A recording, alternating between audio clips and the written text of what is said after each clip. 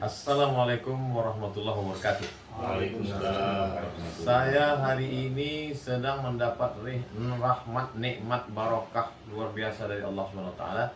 Kedatangan ulama kita, guru kita, Tengku Habibi bin Syekh Profesor Dr. Muhibbuddin Wali bin Syekh Muhammad Wali.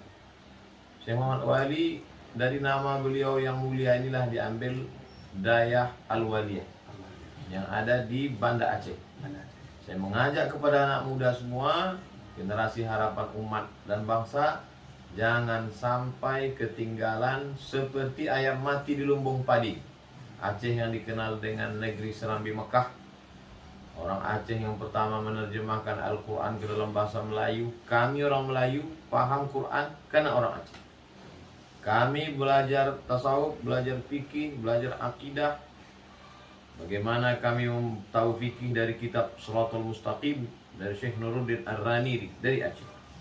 Maka apalagi kami di Sumatera Utara, Asahan itu Tengku Abdul Jalil, anak kandung dari Sultan Iskandar Muda dari Aceh.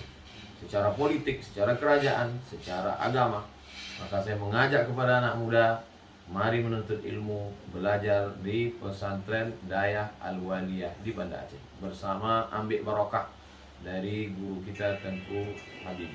Barakallahu fikum, sukses dunia akhirat. Assalamualaikum warahmatullahi wabarakatuh.